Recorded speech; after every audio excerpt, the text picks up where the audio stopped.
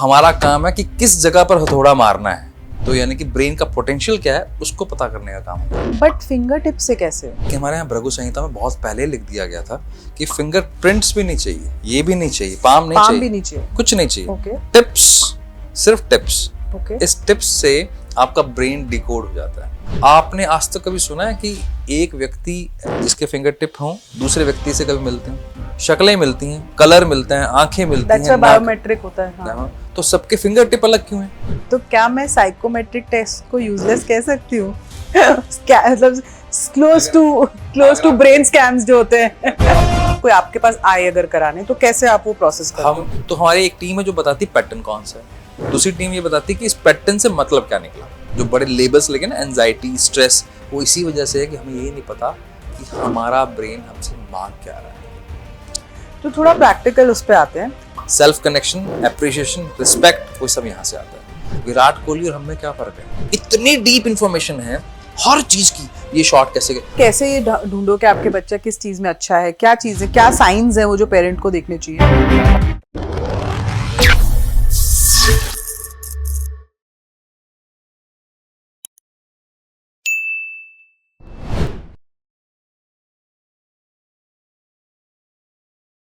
Hello friends, हमने अक्सर अपने हाथों की रेखाएं बहुत लोगों को दिखाई होंगी, अपने नाम और नंबर का एनालिसिस बहुत लोगों से कराया होगा, पर कभी सोचा है कि हमारी फिंगर टिप हमें ये बताती है कि हमारा दिमाग कैसे काम करता है? अरे आज तक तो मैं ये फिंगर टिप शायद सिर्फ उठाने के लिए चीज़ों को ही इस्तेमाल करती थी, कभी ये नहीं सोचा था कि ये इतनी इंपॉर्टेंट है कि मेरे को ये बता सकती है कि मेरा दिमाग कैसे काम करता है और मुझे क्या आगे लाइफ में करना चाहिए। तो आज का एपिसोड इसी एनालिसिस के बारे में है, फिंगर प्रिंट एनालिसिस। और जो हमारे गेस्ट है ना, वो फिंगर प्रिंट एनालिसिस एक्सपर्ट हैं, करीबन 8 साल से ये कर रहे हैं। और इस एपिसोड में हम ये जानेंगे कि फिंगर प्रिंट के स्कैन से आपके कौन से ब्रेन में क्या स्ट्रेंथ है, आपकी क्या वीकनेस है, आप क्या करियर में आगे बढ़ सकते हो, आपका रिलेशनशिप कैसा हो सकता है, आप कैसे हायरिंग कर सकते हो, आप अगर किसी के साथ काम करना चाहते हो तो उसकी ट्रेड्स कैसी होनी चाहिए। ये सारी बातें आप सिर्फ अपने फिंगर टिप से पता कर सकते हो। और ये आपके बारे में आपको इतनी चीजें बता सकता है कि सेल्फ अवेयरनेस का पूरा पिटारा है ये। अपने बारे में जितना जानना चाहते हो आपके फिंगरप्रिंट में ही सब लिखा है। तो आइए आज बात करते हैं इन एक्सपर्ट से और जानते हैं कि फिंगरप्रिंट और दिमाग का क्या कनेक्शन है। आज के हमारे गेस्ट हैं विकास नागरू जी, जो फिंगरप्रिंट एनालिसिस एक्सपर्ट हैं। थैंक यू विकास सर, आप हमारे पॉडकास्ट में आए। तो पॉडकास्ट का नाम समझे क्या है, तो आई वांट कि आपकी जो साइंस है वो लोगों को थोड़ी अच्छी तरीके से समझ आ जाए through this chat that we have. तो पहले तो मैं ही बहुत इंट्रीग थी जब मुझे पता चला कि आप फिंगरप्रिंट एनालिसिस और ब्रेन मैपिंग करते हो। तो ये क्या है, व्हाट इज दिस साइंस, मतलब ये है क्या, पहले आप समझाओ, और आप कैसे ब्रेन एक्टिविटीज से पता कर सकते हो? देखो, आपने पॉडकास्ट का नाम रखा समझे क्या है। हाँ। और आप किस जर्नी में, कंटेंट की जर्नी में है, तो यानी कि आपने अपने ब्रेन का मैक्सिमम यूटिलाइज किया। और क्या शानदार नाम निकाला आपने, क्योंकि नॉर्मली हम शायद हर तीसरा चौथा वर्ड जब आपस में बात करते हैं समझ में आई नहीं आई, समझे exactly. क्या। तो यानी कि आपने अपने ब्रेन का जब मैक्सिमम पोटेंशियल यूज किया तो एक आप गजब का एक वर्ड निकाल कर लाए। हमारा काम वही है कि आपका ब्रेन किस लेवल तक काम कर सकता है, कितनी पावर लेके बैठा हुआ है, और अगर सही जगह पर काम कर लिया। आपको वो शायद एक मूवी याद होगी कि राज बब्बर वाली, जिसमें एक मशीन खराब हो जाती है तो सुरेश ओबराय साहब आते हैं, वो बोलते हैं कि मशीन खराब हो गई, इंजीनियर को बुलाओ। इंजीनियर आता नहीं है बाई चांस, तो राज बब्बर आता है कि मैं हथौड़ा मार दूंगा। तो हमारा काम है कि किस जगह पर हथौड़ा मारना है, तो यानी कि ब्रेन का पोटेंशियल क्या है उसको पता करने का काम हम करते हैं। बट फिंगर टिप से कैसे, मतलब फिंगरप्रिंट से कैसे? देखो, न्यूरो साइंस तो अब आई है। हाँ। न्यूरो साइंस तो खैर बोलती है इस बारे में, लेकिन हमारे यहाँ भृगु संहिता में बहुत पहले लिख दिया गया था कि फिंगर प्रिंट्स भी नहीं चाहिए, ये भी नहीं चाहिए, पाम भी नहीं चाहिए, कुछ नहीं चाहिए। ओके। टिप्स, सिर्फ टिप्स। ओके। इस टिप्स से आपका ब्रेन डिकोड हो जाता है। यानी कि जो ब्रेन का स्ट्रक्चर है, साइंस ये बोलती है कि जब भी कोई बच्चा माँ के गर्भ में होता है तब 13वें हफ्ते में उसका ब्रेन बनना जब शुरू होता है और 21वें हफ्ते तक बनता है। इसलिए 7 महीने का बच्चा सर्वाइव कर जाता है। तब ब्रेन जब बन रहा होता है तभी उसी टाइम पर उसके फिंगर टिप्स बन रहे होते हैं। और ये बहुत पहले ये तो एस्टेब्लिश ही है कि हमारा जो राइट हैंड है वो हमारे लेफ्ट ब्रेन से कनेक्टेड है, हमारा ये वाला हाथ है इस वाले ब्रेन से कनेक्टेड है। ऐसे टिप्स कनेक्टेड हैं हर लोब से। तो 5 लोब इधर हैं, 5 लोब उधर हैं, जो उसका पूरा पैटर्न यहाँ पर है। तो इसको हम अनलॉक कर लेते हैं थ्रू आवर स्टडीज। तो उससे पता लग जाता है कि इस पे कौन सा पैटर्न है, कितनी डेंसिटी है, कितना कौन सा ज्यादा एक्टिव है, कौन सा कम एक्टिव है, तो डिटेल। तो ये साइकोमेट्रिक टेस्ट और असेसमेंट टेस्ट से कैसे डिफरेंट होता है फिर? दिन रात का फर्क है मैम। अच्छा। दिन रात का मतलब बिल्कुल ही अलग है। एग्जाम्पल के तौर पे आप मेरे से जब बात कर रहे हैं तो यानी कि मैं आपके सवालों पे डिपेंड हूँ। जो आप मेरे से पूछना चाहते हो मैं किस पे बताऊंगा, आप जो सवाल पूछेंगे उस पे। राइट। दूसरा उस सवाल मतलब आप, अच्छा आप मुझ पे डिपेंड है कि मैं क्या जवाब देने वाला हूँ। राइट। जब हम एक दूसरे पे डिपेंडेंसी है तो ऐसे में जो क्लैरिटी रहेगी वो मूड्स पे, किस टाइम के मैं मूड में हूँ, किस तरह मैं सोच रहा हूँ, मुझे सवाल कितना समझ में आया। तो यानी जब डिपेंडेंसी होती है तो एक्यूरेसी का रेट कैसे जाएगा।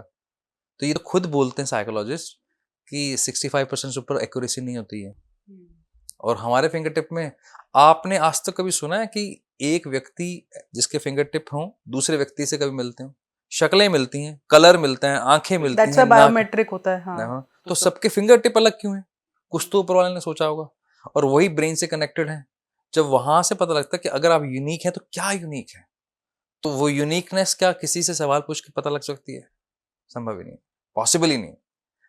तो क्या मैं साइकोमेट्रिक टेस्ट को यूजलेस कह सकती हूँ?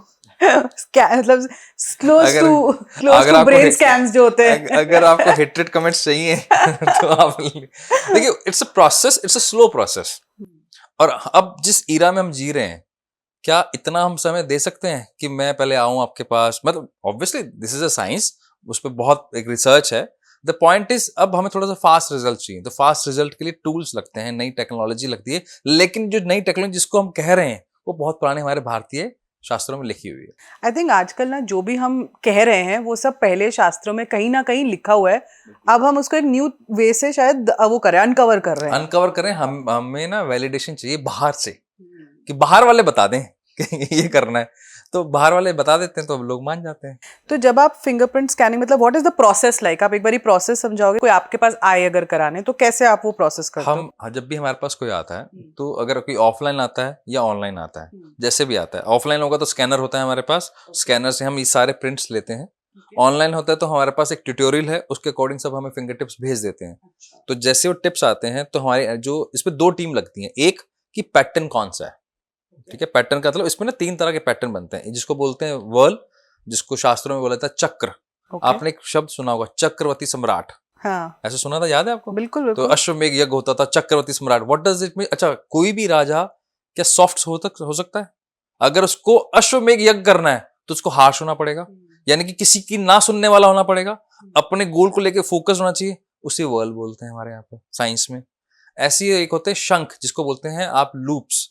तो वो हम देखते हैं कि लूप्स कितने हैं, शंख कितने हैं। कहा जाता है श्री कृष्ण भगवान के सारे शंख थे, 16 कलाओं के अंदर वो माहिर थे, है ना? क्यों? क्योंकि वो बहुत अडेप्टिव थे, किसी भी एनवायरनमेंट में जाकर एकदम वैसे हो जाते थे और उनको पता था क्या करना है।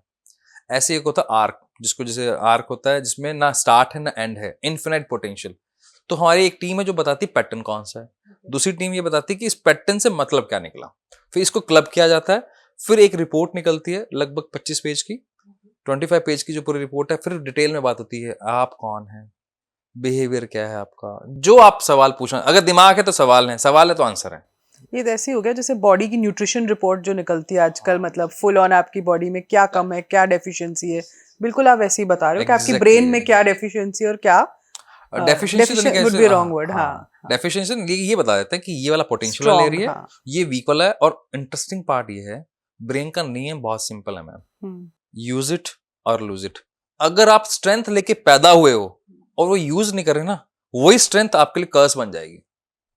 तो अगर भगवान ने दिमाग दिया ना, by hook by crook use करना पड़ेगा, अगर नहीं किया तो खा जाएगा। और सबसे बड़ी समस्या आज के टाइम पे जो बड़े लेबल्स लगे ना, एंजाइटी, स्ट्रेस, वो इसी वजह से है कि हमें यही नहीं पता कि हमारा ब्रेन हमसे मांग क्या रहा है। हमें तो ये नहीं पता हम क्या चाहते हैं, तो ब्रेन तो दूर की बात है। I think people are so confuse there ही अभी तो। That is the reason ma'am, that is the reason. क्योंकि हमें, अच्छा इंटरेस्टिंग क्या है, मैं तुझे समझता हूँ, हमारा एक डायलॉग है, ठीक है ना, हम रिलेशनशिप में होते तो बोलते हैं, या हमें, मुझे सब पता उसके बारे में। अरे आपको आपके बारे में ही नहीं पता। और इसके अंदर और डीप में चले जाएं, जब हम इमोशनल टर्बुलेंस की बात करते हैं कि ये ना, जैसे हम बोलते हैं यार ये ना मेरी बात नहीं समझ पाता, मेरी भावनाएं नहीं समझता, मेरे इमोशंस की कदर नहीं करता। एक्चुअल में अगर उसको और डीप पे ले जाओ आप, साइकोलॉजिकली या किसी भी वे में ले जाओ आप, आपको पता लगा एक्चुअल में वो व्यक्ति अपने आप को नहीं समझता, इसलिए उसको लगता है कि ये सामने वाला व्यक्ति मुझे नहीं समझता। और ये मैं नहीं बोल रहा हूँ, ये रिसर्च बोलती है, शास्त्रों में तो बहुत पहले लिखा हुआ है इस बारे में। तो रिसर्च बोलती है जब आदमी खुद को नहीं पता आपके बारे में तो दूसरे को तो क्या ही पता कर लेगा। तो थोड़ा प्रैक्टिकल उस पे आते हैं। आप फिंगर्स के हिसाब से बताइए कि जैसे अगर थंब है या इंडेक्स फिंगर्स हैं या क्या है, तो इनका क्या कनेक्शन है ब्रेन से, कहाँ, कौन से एरिया से, और इसका क्या मतलब होता है? जैसे अब आप और मैं बात कर रहे हैं, हम्म, तो इस बात को करने के लिए हमें क्या चाहिए? कॉन्फिडेंस। हम्म, कॉन्फिडेंस के साथ चाहिए जिसमें मुझे तारीफ भी मिले, एप्रिशिएशन, डिटर्मिनेशन कि आपके पास और भी बहुत 50 काम होंगे लेकिन यहाँ टाइम पे पहुंचना है, उसके लिए डिटर्मिनेशन कि मुझे करना भी है, मेरे शेड्यूल में से टाइम निकाल के। फिर वो यहाँ से पता लगता है, राइट थंब से, जिसको बोलते हैं me, myself, self connection, appreciation, respect, वो सब यहाँ से आता है। अब ये किसी का कैसा है यहाँ से पता लगता है। जैसे कई लोग आपको मिलेंगे जिनको धक्का मारना, अरे तू कर लेगा यार, मैं बैठा हूं ना यार, तेरे को काय का डर है। और वहीं एक व्यक्ति है जो इतना एग्रेसिवली काम करता है, उसको किसी से पूछना भी जरूरी नहीं समझता, तो यहाँ से पता लगता है। अब आप मुझसे सवाल पूछ रही हैं तो मैं इसलिए आपको सारे कनेक्ट कर रहा हूं ताकि इस पॉडकास्ट में थिंकिंग मैं अपने आप से भी जोड़ रही हूँ ये चीजें। अब आपके सवाल लॉजिकल जाने वाले हैं कि फिक्शन पे जाने वाले हैं। तो रैशनल, आपको प्रॉब्लम समझ में आ रही है, आपको क्वेश्चन समझ में आ रहा है, आप सर्कमस्टेंस समझ सकते हैं, तो यहां से आता है लॉजिकल माइंड। और यही सबसे बड़ा ब्लंडर होता है। पेरेंट्स को लगता है कि मैथमेटिक्स सिखा दो तो लॉजिकली साउंड हो जाएगा, that is a blunder. Mathematics only a subject, और वो भी इंटरेस्टिंग ये है, कैलकुलेशन यहां से पता लगती है, लेकिन जब अलजेब्रा ट्रिग्नोमेट्री की बात आती है वो राइट हैंड पे चली, इस पे राइट ब्रेन पे चली जाती है, लेकिन लेफ्ट हैंड पे चली जाती है। ओके, यहां से आती है आपके कॉन्सेप्ट, फिजिक्स, स्टैटिस्टिक्स, नंबर्स, वो लॉजिकल फिंगर यानी कि आपके राइट इंडेक्स फिंगर से पता लगता है। अब आपने, क्योंकि आप खुद बहुत सारे इन्फ्लुएंसर्स के साथ काम करती हैं, मीडिया इंडस्ट्री से आप रहे हैं, आपने काफी सारे मेरे ख्याल पॉलिटिशियन के साथ भी काम किया होगा। आपने कई पॉलिटिक्स वाले देखे होंगे जो बहुत अच्छे एक्टर होते हैं, और कई एक्टर देखे होंगे जो बिल्कुल बेकार एक्टर होते हैं। तो चेहरे पे कंट्रोल है या नहीं है, फाइन मोटर्स में कंट्रोल है या नहीं है। आपने सुना होगा अजरुद्दीन के बारे में कि उनकी कर्व ड्राइव बहुत शानदार होती थी, कि बहुत नेचुरली करते थे। सचिन के लिए भी बोला जाता है, रिस्ट का कुछ था, आई थिंक है ना? प्ले था उसमें। That's come from the right middle finger. अच्छा, आपके माइक्रो मूवमेंट्स कैसे रहने वाले हैं, इवन सरप्राइजिंगली। अब यहाँ हमारा कितना बड़ा ब्लंडर होता है मैं आपको बताता हूँ। पैसा लग जाने के बाद हम स्ट्रेस में क्यों हैं? एक व्यक्ति जिसको आपने डॉक्टर की डिग्री दिलवाई, उसने एमबीबीएस पास किया, 5 साल की डिग्री पास कर ली, सबने एक जैसी पास की, फिर उसने अच्छा स्कोर किया, उसको उसने सर्जरी के लिए, एमएस के लिए वो चला गया, चाहे किसी भी सर्जरी के लिए गया। अच्छा, एमएस में कहीं ये तो चेक नहीं किया जा रहा कि आप किस तरह के टांके लगा रहे हैं, किस तरह कट लगा रहे हैं, वो तो है ही नहीं हमारे यहाँ पर। अब इंटरेस्टिंग क्या है, आप डॉक्टर से मिलना, जितने भी सर्जन हैं जिनको ये बोला जाता है कि इनके हाथ में शिफा है, इनका हाथ बहुत हल्का है, किसी नर्स के पास जाते हैं या कंपाउंडर के पास जाते हैं, वो जब इंजेक्शन लगा, इसका हाथ बहुत हल्का है, डेंटिस्ट के पास जाते हैं, इसके इसके ना दांत में दर्द नहीं होता जब भी कुछ काम करते हैं, वो कैसे आता है? अगर ये पावर मिली है और उस पर आपने काम किया तो हाथ में शिफा हो गई। अब पेन समझना, किसी को ये पावर नहीं मिली, डॉक्टर तो बन गया, सर्जन बन गया, अब बेचारा परेशान है क्योंकि उसके हाथ में इतनी शिफा नहीं है, 2 ऑपरेशन करता है, वो उतनी सफाई से नहीं होते क्योंकि मिला नहीं हुआ, और उसके लिए वही काम स्ट्रगल हो गया। अब वो जब अपने सेम फर्टिलिटी में बैठता है, उसको इतना स्ट्रेस आता है, उसके लिए तो रोज 10 पेशेंट आ रहे हैं, मेरे को pain of being below average, average. और ये कहाँ से पता लगता है? इस चीज में तो इतना डीप आपका इसके अंदर नॉलेज पता लगती है। आप मुझसे बात कर रहे हैं, मुझे बात करनी आती है नहीं आती है, शब्दों पे मेरे पास वोकैब कैसी है मेरे पास, और आप तो खुद जर्नलिज्म के रही हैं, तो जर्नलिज्म के लिए आती है right ring finger, that is called language. तो अगर ये नहीं है, अब आपको चलो एक बड़ा इंटरेस्टिंग फैक्ट बताता हूँ, एक केस सिनेरी बताता हूँ। हाँ। कहाँ एज अ पेरेंट हम फंस रहे हैं, कहाँ एज अ स्कूल हम, एज अ टीचर हम कहाँ प्रॉब्लम में हैं। एक बच्चा जिसके पास लैंग्वेज नहीं है, बाकी सब ठीक है, उसको समझ में सब आ गया जो पढ़ाया टीचर ने। मैं ऑडियंस से भी कहूंगा, अगर आप पेरेंट हो तो ध्यान से सुनना है बात को। अब क्योंकि वो रिप्रेजेंट नहीं कर पा रहा, वो कैब में अपनी बात को बता नहीं पा रहा कि उसको पढ़ा हुआ समझ में आया नहीं आया, तो टीचर और पेरेंट क्या काम देंगे कि दोबारा पढ़ो क्योंकि तुम्हें समझ में नहीं आया, क्योंकि उसको बताना नहीं आता था। सेम दिया। अब एक और बच्चा लेते हैं जिसकी लैंग्वेज बहुत अच्छी है, जिसको बताना सब आता है, लेकिन उसका लॉजिक वीक था, उसका इंट्रा वीक था, यानी कि सेल्फ कनेक्शन वीक था, उसको समझ में ही नहीं आया। जब समझ में नहीं आया तो वो भी नहीं बताएगा, दोनों को सोल्यूशन आपने क्या दिया? दोबारा पढ़। प्रॉब्लम तो अलग है। क्या इतनी डीप अंडरस्टैंडिंग है हमारे पास? तो इतनी डीप तो सर कभी भी नहीं होगी हमारे पास। इतनी डीप होगी तभी तो एक्सेल करते हैं। भी अगर आपको, अच्छा चलो एक बात बताइए, विराट कोहली और हम में क्या फर्क है? विराट कोहली के पास इतनी डीप इंफॉर्मेशन है हर चीज की, ये शॉट कैसे कर, माइकल फिलिप के पास ऐसी क्या नॉलेज है? भी मेरे भी 2 हाथ हैं, मेरे भी 2 पैर हैं, वो क्या अलग ब्रेन लेके पैदा हो गया? नहीं, उसके पास इतना डीप कि कौन सा स्ट्रोक किस लेवल पे कितनी स्पीड पे जाना है, हमें उसका इतना सा भी नहीं पता, इसलिए वो माइकल फिलिप है, हम एक आम इंसान है, वो इसलिए वो विराट कोहली है। तो देयर इज अ, जितना आप डीप जाएंगे उतना आपके सक्सेस होने के चांसेस ज्यादा हो जाएंगे। तो दैट इज द, ये ऐसे पूरा ब्रेन समझ में आता है। फिर आ जाते हैं हम आपके राइट हैंड पे, हम बात कर रहे हैं अभी, ये बहुत इंटरेस्टिंग फिंगर है। बहुत सारे पेरेंट्स कंप्लेन करते हैं कि हमारा बच्चा पढ़ता नहीं है, ठीक है। बहुत सारे ऐसे आपको कपल्स मिल जाएंगे जिनको लगेगा कि पता नहीं इनको हमेशा बाहर का ही खाना पसंद आता है, घर का खा के ही राजी नहीं है। या आपको कंप्लेन मिलेगी इनको कहीं शॉपिंग पे ले जाओ तो ना इनको ना घुटन होने लग जाती है। अरे होती नहीं, वो यहाँ से आती है। अगर ये नहीं मिला तो इस बंद कमरे में घुटन होनी शुरू हो जाएगी। अच्छा। ये नहीं मिला, आप तो खुद जर्नलिज्म में रही हैं, जो न्यूज़पेपर की सिर्फ हेडिंग पढ़ते हैं अंदर नहीं पढ़ पाते, उनको मिला ही नहीं हुआ। जो सिली मिस्टेक करते हैं, अब क्या हुआ जब से वो मूवी आई ना तारे जमीन पे, तो पेरेंट्स ना क्या समझते हैं, अगर बच्चे ने बी की जगह डी लिख दिया, 3 की जगह 6 लिख दिया, 6 की जगह 9 लिख दिया, प्लस की जगह मल्टीप्लाई कर दिया तो डिसलेक्सिया होगा। अरे नहीं, यहाँ से प्रॉब्लम पता लगती है, एक्चुअली उसके पास कम मिला था, डिसलेक्सिया नहीं है, उसको सिर्फ छोटे फोंट समझ में नहीं आ रहे, छोटी चीजें समझ में नहीं आ रही, उसको बड़ी चीजें चाहिए, टेस्ट बड्स उसको सपोर्ट नहीं कर रहे। आप जब जाते हो कहीं, ऐसे लोग मिलते हो ना जो बहुत सारा परफ्यूम लगा के आ जाते हैं, क्योंकि उनके सेंसेस उनको सपोर्ट नहीं कर रहे, इसलिए उनको लगता है स्ट्रांग लगाऊंगा तो मुझे सपोर्ट करेंगे, तो मुझे खुद को स्मेल आएगी, मुझे खुद को अच्छा लगेगा, जबकि उल्टा है। तो यहां से इतना डीप पता लगता है। तो ये साइंस अब तक कहाँ छुपी थी, मतलब? अभी तक वेट कर रहे थे कि बाहर से कोई आए और वैलिडेट करे इसको, अब ये नो, बिकॉज आगे। देखो हमारे को क्या होता है, हमारे को प्रॉब्लम सिर्फ एस्ट्रोलॉजी और न्यूमरोलॉजी में ही समझ आ रही है आजकल। तो मतलब या तो हम चले जाएं अपनी कुंडली दिखा दें, या अपने नंबर बदल दें, कुछ कर दें, अभी नाम वहीं बदलना तक, है। हाँ नाम बदल दें, अल्फाबेट, अभी तक हम वहीं तक ही हैं, मतलब जहाँ मुझे लगता है आम आप जनता में देखो तो। बट इमीडिएट आइडियली सॉल्यूशन तो के लिए उनको लगता है कि हाँ, this is the best way. But अपने आप को ठीक करने के लिए तो ये क्वालिटी ज्यादा पता लगनी चाहिए। आप देखो ना मैम, अगर आप थोड़ा सा पीछे चलो, अगर अपनी हिस्ट्री पढ़ लेना, इसलिए हिस्ट्री पढ़ना बहुत जरूरी है। आप एक मेरे को ऐसा कोई भी बता दो, किसी भी समय काल में रहा हो जब गुरु ने तय ना किया हो कि बच्चा क्या करेगा। पहले गुरु शिष्य पद्धति होती थी, बच्चे गुरु के पास जाते थे, गुरु तय करता था कि आप क्या बनोगे। क्यों? क्योंकि वो उस बच्चे को डिस्कवर करते थे कि इसका ये पोटेंशियल है या नहीं। आज पेरेंट तय कर रहा है, तो दैट्स अ ब्लंडर।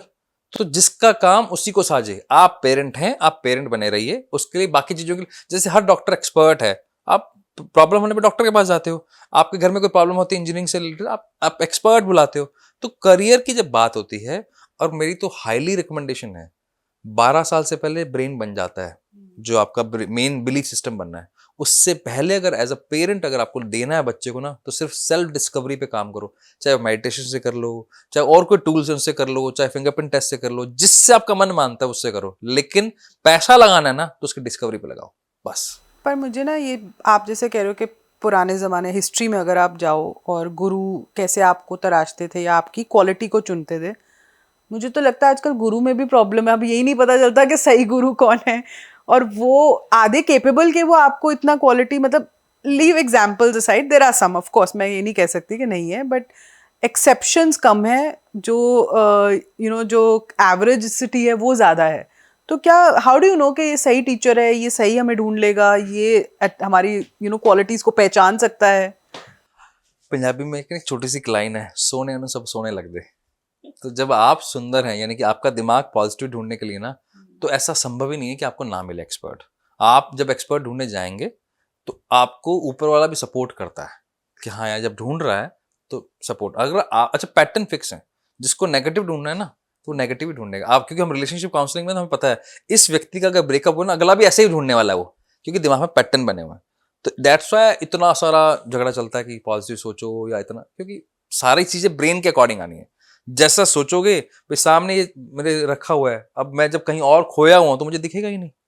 तो अगर मेरे पास क्लैरिटी है तो मुझे दिख जाएगा। तो clarity comes from intent, intent होना चाहिए तो क्लैरिटी आ जाती है। तो व्हाट डू पेरेंट्स डू, मतलब पेरेंट्स को फर्स्ट स्टेप क्या करना चाहिए when their child is growing, या आप अपने बच्चे के लिए कुछ सोचते हो फ्यूचर में, हमें हमेशा सोचते रहते हो कि मैं चाहता हूँ कि फ्यूचर, तो आप कैसे ये ढूंढो कि आपके बच्चा किस चीज में अच्छा है, क्या चीजें, क्या साइंस है वो जो पेरेंट को देखने चाहिए? पहला तो जो सबसे इंपॉर्टेंट है, जो जिसको यूनिसेफ भी कह रहा है, डब्ल्यूएचओ भी बोल रहा है, न्यूरो साइंस भी बोल रही है, कि आप बच्चे के लिए स्कूल ढूंढो ना। अच्छा एक बात बताओ, जितने भी यूरोपियन कंट्री है, जितने भी यूरोपियन टॉप क्लास, जितने भी आप मानते हो कि हाँ यार यहाँ मेरा बच्चा रहे, मुझे यहाँ लाइफस्टाइल चाहिए, एक जगह बता दो जहां पर बच्चा अपने वार्ड से बाहर नहीं जा सकता स्कूल में एडमिशन लेने के लिए। और हमारे यहाँ बच्चा दिल्ली रहता है, नोएडा पढ़ने जाता है, अरे आपने क्या करवाना है उससे, 25 किलोमीटर भिजवा के रोज 4 घंटे उसको ट्रेवल में लगा दिए। तो दिमाग में ले आओ, आपने एजुकेशन देनी क्यों है? नौकरी कराने के लिए देनी है या उसको हैप्पीनेस के लिए देनी है? अगर हैप्पीनेस देने के लिए देनी करना है, हैप्पीनेस के लिए आपका पूरा टारगेट है, तो आप पहले से तो स्कूल वो टारगेट लो जो आपके सराउंडिंग में हो, ठीक है ना। बहुत बढ़िया स्कूल और बहुत घटिया स्कूल की कोई डेफिनेशन हो तो यहाँ बता देना, ठीक, ऐसा कोई डेफिनेशन है नहीं, ठीक है ना। दूसरा, आप एक्सपर्ट कोई ना आसपास ढूंढिए, मिल जाएगा आपको, जो ये बताए कि इस बच्चे का सही पोटेंशियल क्या है। जैसे मान लीजिए आपने उसको क्रिकेट में डाला, मान लीजिए क्रिकेट के लायक नहीं है वो, अच्छा वो खेल रहा है, लेकिन 6 साल लगा, 8 साल की उम्र में बच्चे ने एडमिशन लिया, 14 साल की उम्र में पता लगता है कि डिस्ट्रिक्ट खेलने जाएगा या नहीं जाएगा, तब तक आप 7-8 लाख रुपए लगा चुके हो, रोज के 4 घंटे लगा चुके हो, एक्सपेक्टेशन बांध चुके हो, और पता लगा वहां पे सिलेक्शन नहीं हुआ। तो इससे बेटर क्या तरीका था कि आप अर्ली एज में ही उसके बारे में, या तो देखो सही तरीका तो यह है, अगर पेरेंट हो, अगर एक्सीडेंटल पेरेंट हो तो कोई जरूरत नहीं है, अगर सच में अवेयर पेरेंट हो तो आपको करना इतना है, बैठ जाओ, खुद भी चेक कर सकते हो, ये मेरा बच्चा इस चीज पे पोक होता है, इस चीज में बड़ा इसको इंटरेस्ट आता है, बातें सुनने में कैसा है। पेरेंट को ही नहीं पता कि उसका बच्चा है कैसा, क्या उसका टेस्ट बर्ड्स है, तो शॉर्टकट्स ढूंढते हैं तो उसके लिए नुकसान होता है। तो इसमें क्या हार्डवर्क का कोई रोल नहीं है? मतलब अगर मेरे को दिख रहा है कि मेरा इंटरेस्ट ये है या मेरे बच्चे का इंटरेस्ट ये है, तो मैं हार्डवर्क करके उसको नहीं डेवलप कर सकती? देखिए हार्डवर्क कब होता है, हार्डवर्क के साथ एक जड़ा होता है जिसके लिए बहुत बार बोला जाता है, वाई क्लियर होना चाहिए। Am I right? Why, what is a why? Why is emotions. Emotions कहाँ से आएंगे? आपने कुछ चीज खानी है तो वो आपको टेस्ट बर्ड्स के अकॉर्डिंग खाओगे ना, कि हाँ मुझे अच्छा लग रहा है। और अगर उसको जबरदस्ती आपको खिलाया जाए तो आप उसको कंपल्शन में कब तक लोगे, जब तक आपके सर पे कोई बैठा है। जैसे ही फ्रीडम मिली तो आप उसको ड्रॉप कर दोगे। Same with the career, same with the life. जैसे ही फ्रीडम मिलता है कि हाँ ये मेरे पास चॉइस लेने की मेरे पास हक है, मैं ले सकता हूं, तो हम अपनी लाइकिंग पे जाते हैं, ना कि हार्डवर्क पे जाते हैं। Hard work pays you when you are working according to your brain. तो जैसे बहुत से एक्टर्स के बच्चे एक्टर्स बनते हैं एंड नॉट नेसेसरली वो सक्सेसफुल होते हैं, हमारे पास बहुत एग्जांपल्स हैं अब तो। So is it because of this gap? Because they don't have that much fine motor skills. Acting सीखने के लिए जो स्किल चाहिए, एक्टिंग सीखने के लिए चाहिए एक तो दिस फाइन मोटर स्किल्स, और ये चाहिए एक हमारे पास नेचुरलिस्टिक भी, मैं ऑब्जर्व करूं। जैसे मेथड एक्टिंग जिसको बोलते हैं आप, मनोज वाजपेयी हैं, पंकज त्रिपाठी जी हैं, तो वो कहां से, वो यहां से ऑब्जर्व कर रहे हैं। हर बार सुनो आप, मैंने इसको ऑब्जर्व किया, अरे तो हम भी वहीं थे, हमारे से क्यों नहीं हुआ? हमारा ब्रेन नहीं था। और अच्छा समझ के फिर मैंने क्यों नहीं रिप्रेजेंट किया? क्योंकि मेरे फेशियल एक्सप्रेशंस मेरे सपोर्ट नहीं कर रहे। वरना आपने देखना हो कई स्पीकर होते हैं जिनके चेहरे के भाव बोलते हैं, उनको बोलने, उनकी आंखें बोल रही हैं, उनका चेहरा बोल रहा है। और कई ऐसे बहुत फ्लैट होते हैं। अच्छा voice modulation come from this, sorry this ring finger. तो वॉइस जितने भी आपको आरजे मिलेंगे, मिमिक्री आर्टिस्ट मिलेंगे, वो कम फ्रॉम दिस ना। तो यहाँ लेफ्ट रिंग फिंगर से आता है। तो अगर आपने अगर मिला है तो उसको नर्चर कर दिया तो फिर वो नेक्स्ट लेवल पे जाता है वो। तो अभी मैं जैसे अगर अपनी फिंगरप्रिंट्स देखूं, उससे मुझे कुछ नहीं समझ आएगा, मतलब उसमें ये पता लग जाएगा कि ये चक्र हैं। अच्छा चक्र के भी प्रकार हैं, वर्ल्ड के भी प्रकार हैं बहुत सारे, उसके भी सब फैमिलीज हैं। तो फिर वो कितनी परसेंटेज है भी, मान लीजिए आप भी फाइन मोटर स्किल्स लेके पैदा हुए। अब एग्जांपल लेते हैं हम, आपके पास भी फाइन मोटर स्किल्स है, मेरे पास भी हैं, दोनों सर्जन बन गए। ये एग्जांपल हम क्रिकेट का लेते हैं, क्रिकेट का हमारा पूरा देश है, दोनों क्रिकेटर के लिए हम दोनों प्रैक्टिस कर रहे हैं। अब आपको फाइन मोटर स्किल आपके ब्रेन के अकॉर्डिंग फर्स्ट 3 जोन में आई है। 10 जोन है फर्स्ट 3 में। मेरे ब्रेन के अकॉर्डिंग हाँ 10 जोन है हमारे, 5 इधर 5 इधर, 5 लेफ्ट में, ठीक है। तो आपके फर्स्ट 3 में आ गई, मेरे मान लीजिए लास्ट 3 में आई है। मेरा लेकिन पोटेंशियल आपसे ज्यादा है, लेकिन जब मेरे लास्ट 3 में तो मेरा इंटरेस्ट ही नहीं बनेगा। अच्छा, तो मेरे लाइकिंग नहीं बनेगी, मेरी प्रायोरिटी में नहीं होगा। और आपका फर्स्ट 3 में है, मेरे से कम पोटेंशियल है, लेकिन आपकी लाइकिंग बन जाएगी, क्योंकि ब्रेन आपको बार बार हिंट देता है। आपको याद है एक पिक्चर में भी दिखाया था, बहुत सारी पिक्चर्स में बच्चे को ऐसे रेंगने के लिए छोड़ देते हैं और सामने 3 चीजें रख देते हैं, किताब, तलवार और then we see what he pick, वो क्या चूज करता है, कैसे पिक करता है, जैसा उसका इंटेंट होता है, जैसा उसका ब्रेन होता है। Liking, what is a liking? Liking brain बता देता है आपको ये लाइकिंग है। किसी को अच्छा आप जब जाते हो, किसी को प्लांट्स पसंद है, किसी को प्लांट्स नहीं पसंद। क्यों पसंद नहीं है? अरे भैया उसका ब्रेन नहीं है उसके लिए। किसी को पेट्स पसंद है। आप अब तो इतना बड़ा झगड़ा चल रहा है सोसाइटीज में, पेट्स को लेके चलता ही रहता है। कोई लोग इतने पागल हैं पेट्स को लेकर कि किसी भी कीमत तक चले जाते हैं।